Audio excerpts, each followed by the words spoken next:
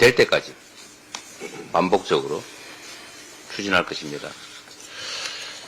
그리고 그 과정에서 국민의힘이 계속 반대를 하겠지만 저는 이 과정 자체가 국민의힘이 얼마나 반국민적이고 반국가적이고 내란 수괴, 내란 범죄 행위에 적극 동조한 사실상의 공범이라는 점을 국민에게 역사 속에 증명하도록 하겠습니다. 추경호 원내대표를 우리 더불어민주당이 고발한 이유도 바로 이것입니다. 한동훈의 거짓말이 만천하에 폭로되었습니다. 윤석열 대통령은 대국민 담화에서 국정에 관여하지 않겠다고 공언했지만 그 약속은 몇 시간도 되지 않아 무참히 깨졌습니다. 윤석열은 친위 쿠데타의 핵심 인물 중 하나에게 또다시 면죄부를 주며 이상민의 사표를 받아들였고 이로써 시간을 벌어주는 꼼수를 부렸습니다. 이 사태로 인해 한동훈, 한덕수까지 모두 윤석열의 개로서 내란 방조와 동조에 가담한 자들이라는 사실이 명백히 드러났습니다. 더 충격적인 것은 윤석열 정권이 권력을 행사하지 않는 것이 아니라 권한을 남용하며 체제를 흔들고 있다는 점입니다. 계엄 동참을 거부했던 국정원 1차장을 즉각 경질하고 자리에 새로운 인물을 앉히는 모습은 단순한 무능이 아니라 계획된 음모의 일환입니다. 이에 더해 박지원 의원의 예측이 소름 돋을 정도로 현실이 되어가고 있습니다. 이상민 행안부 장관 탄핵안이 국회 본회의에 보고되는 순간 윤석열은 사표를 받아들여 탄핵을 무력화하고 이후 국정원장으로 임명할 가능성까지 제기되고 있습니다. 지금 이 순간도 친위 쿠데타는 진행 중입니다. 그들은 점차 성공의 길로 다가가고 있으며 이를 저지하지 못한다면 대한민국의 민주주의는 더 이상 설 자리가 없습니다. 국민 모두가 이 심각한 상황에 분노하고 단결해야 합니다. 이 정권의 내란 행위는 반드시 막아내야만 합니다. 빈자리를 찾기 어려운 국회 앞, 그리고 텅 빈 본회의장 국민의힘 좌석. 역사에 남을 두 장면입니다. 불법 계엄에 질서 있게 맞섰던 시민의식. 그 시민들은 합당한 심판을 요구하며 이 추위 속에서도 질서 있게 국회 앞을 가득 메웠습니다. 반면 국회 안의 여당 의원들은 특검 요구를 끝내 외면했고 탄핵안 표결 땐 자리를 박차고 떠났습니다. 가득 찬 시민과 텅 빈 국민의힘. 2024년 12월 7일 오늘의 역사에 상반된 두 장면은 똑똑히 기록되고 있습니다. 한동훈과 한덕수, 이들은 기자회견을 통해 마치 자신들이 대통령의 권력을 계승한 듯 헌법을 조롱하는 반헌법적 망언을 쏟아냈습니다. 국민을 대표하는 것도 아닌 그들이 대통령 권력을 이양받았다는 식의 발언을 서슴지 않는 모습에 분노가 치솟고 있습니다. 특히 한동훈은 퇴진 전이라도 대통령은 외교를 포함한 국정에 관여하지 않을 것이라며 국민과 국제사회의 우려를 불식시키겠다는 궤변을 늘어놓았습니다. 하지만 이는 명백한 헌법 위반입니다. 대통령의 직무를 정당한 탄핵 절차 없이 당대표나 총리에게 이양하는 것은 법적으로 불가능합니다. 국민이 부여한 권력을 선출되지 않은 자들이 가로채는 것이 어찌 민주주의라고 할 수 있습니까? 헌법의 기초를 부정하며 스스로를 그림자 대통령으로 자처한 이들의 오만함은 국민의 참을성을 한계까지 몰아넣고 있습니다. 더욱 충격적인 소식도 전해졌습니다. 내란의 중심에 서 있는 김용현이 검찰에 자진 출두하며 윤석열 정권이 끝까지 검찰 권력을 동원해 내란 주동자들을 보호하려는 꼼수를 부리고 있는 와중 국가수사본부가 갑작스럽게 움직이기 시작한 것입니다. 국수본은 계엄 관련 전담 수사팀의 인원을 150명으로 대폭 증원하며 대대적인 내란 수사에 착수했습니다. 이들은 이미 김용현의 공관과 집무실을 압수수색하며 검찰의 방해 공작에 정면으로 맞섰습니다. 더욱이 내란 혐의를 받고 있는 조지호 경찰청장은 사실상 권한을 잃었고 국수본이 윤석열 대통령을 포함한 내란 주범들에 대한 본격적인 수사를 시작했습니다. 현재 상황으로 보면 이르면 48시간 내에 윤석열과 그 측근들이 체포될 가능성이 커지고 있습니다. 내란 혐의는 대통령이라 할지라도 결코 피할 수 없는 죄목입니다. 윤석열 정권은 이제 막다른 골목에 몰렸습니다. 이들의 비호 아래 있던 친위 세력은 균열을 보이기 시작했고 대한민국의 정의와 법치는 이 비극적인 반란국을 끝낼 준비를 하고 있습니다. 국민의 분노와 의지가 이들을 심판할 것입니다. 민주주의를 유린한 이 반역자들은 반드시 처벌받아야 합니다. 안녕하세요. 실시간 많은 뉴스의 홍수 속에서 고생이 많으십니다. 제가 윤석열 내란의 중대한 증거를 국민 여러분께 알리고자 이 자리에 섰습니다. 더불어민주당 국회의원 추미애입니다. 윤석열 내란의 본질은 국민의 기본권을 억압하고 정권에 반대하는 모든 세력을 제거해서 영구 집권하려는 쿠데타입니다. 윤석열은 이를 완성하기 위해 군을 이용해 국회를 폐쇄하고 부정선거를 구실로 국회를 해산시키려 했습니다. 제가 입수한 방첩사령부의 계엄사 합수본 운영 참고 자료 문건은 이 문건입니다. 윤석열 내란이 사전에 치밀하게 모의한 정황을 담고 있다는 증거입니다. 여인형 방첩사령관 직접 지시로 방첩사 비서실에서 작성해서 11월경 방첩사령관에게 보고하고 결심받은 문건으로서 제보자 보호를 위해 재구성했습니다.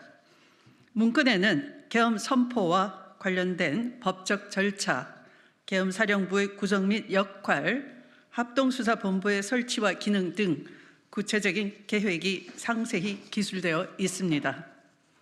특히 계엄 선포 시 국회의 계엄 해제 요구에 대한 대응 방안, 계엄사령관의 임명 절차, 치안 유지와 정보 통제 계획 등이 포함되어 있어 계엄 상황을 상정하고 체계적으로 대비한 정황이 확인됩니다.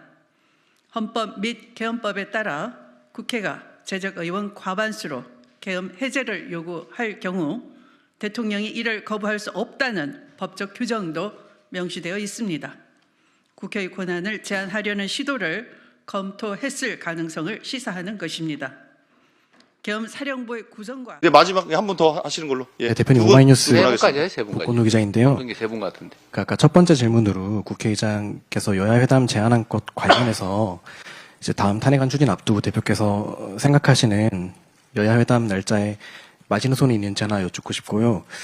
그리고 비상계엄 선포 관련해서 북한과의 국지전 유도한 게 아니냐라는 의혹이 야권에서 제기가 되고 있는데 한덕수 총리랑 한동훈 대표가 함께 국정 운영을 한다고 해도 실질적인 군 통수권이 사실상 윤석열 대통령에게 있는 상황인데 향후 윤 대통령의 국지전 유발 가능성에 대해서는 어떻게 보고 계신지 같이 좀 여쭙겠습니다.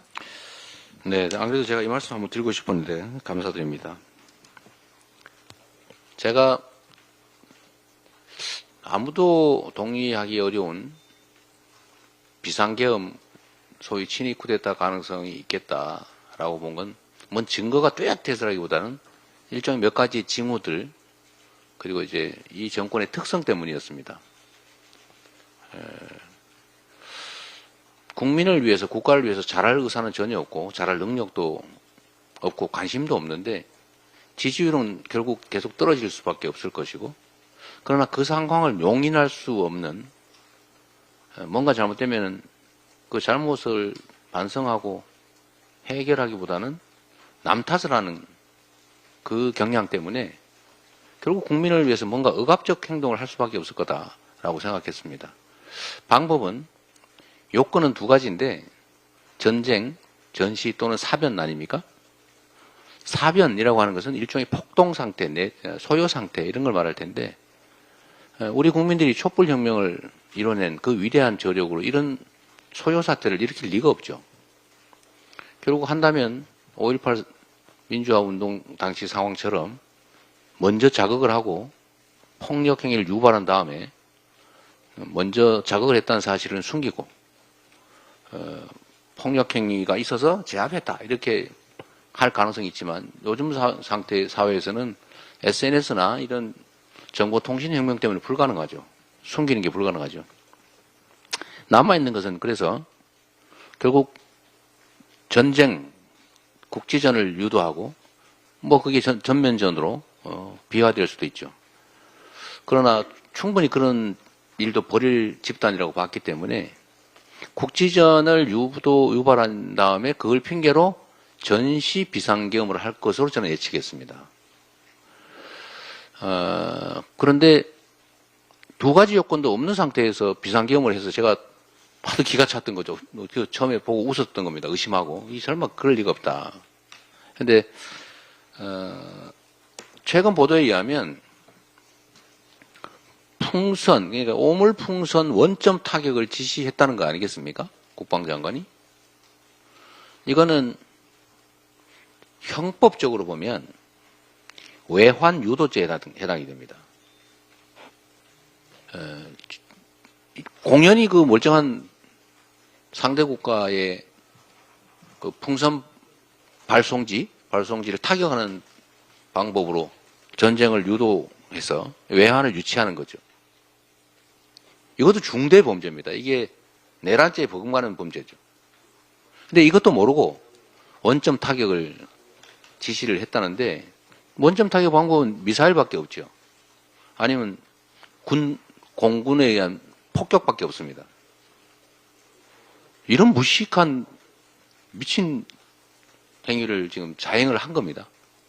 다행히 합참의장이 반대를 해서 못했다고 하는데 실제로는 아마 이 비상계엄을 준비하면서 작전의 일부였을 가능성이 많겠죠.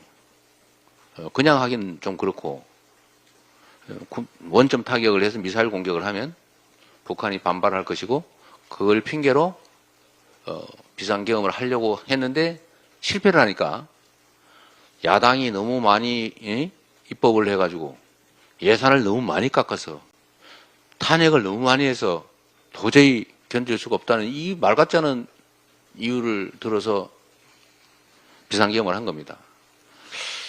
저는 2차, 3차 비상계엄을 얼마든지 할 수 있다고 판단하고 있는데 그 이유 역시 무슨 증거가 뚜렷해서가 아니라 지금도 말도 안 되는 일을 벌였습니다. 그런데 지금 윤석열 대통령 입장에서 보면 상황이 더 나쁩니다. 그런데 사퇴할 생각은 꿈에도 없습니다. 어떻게든지 이 상황을 모면하고 이 권력을 유지하고 강화해야 되는데 방법은 현재 있는 합법적 권한으로는 한계가 있기 때문에 이 현재 있는 정상적 법과 제도에 따른 권한 이상의 힘을 필요로 합니다. 그건 무력이죠. 말로 해서 안 되면 주먹을 쓴다고. 원래 그런 성향이 있지 않습니까? 말로 하면 안 되면 주먹을 쓴다는 것처럼 합법적 권한 행사로 안 되면 그 이상의 힘을 써야 되는데 그건 딱 군대밖에 없어요. 그건 비상계엄이죠. 그래서 끊임없이 저는 비상계엄을 기획하고 있을 거라고 봅니다. 근데 지적하신 것처럼 비상계엄을 할 명분은 이제는 이런 말 같지 않은 이유로 다시 하기는 어렵게 됐기 때문에 응하지 않을 것이기 때문에 군이 응할 수밖에 없는 상황. 그거는 실제 전쟁이 벌어지는 상황을 만드는 거죠. 저는 그 가능성이 매우 높다. 물론 한미 군사 동맹에 따라서 제한이 있을 수 있긴 하지만 지금 미국 정부에 통보도 하지 않고 군대를 운영하는 문제로 갈등이 있지 않습니까? 그 문제를 감수하고도 지금 일을 저질렀는데 앞으로 그러지 말란 법은 없는 거죠.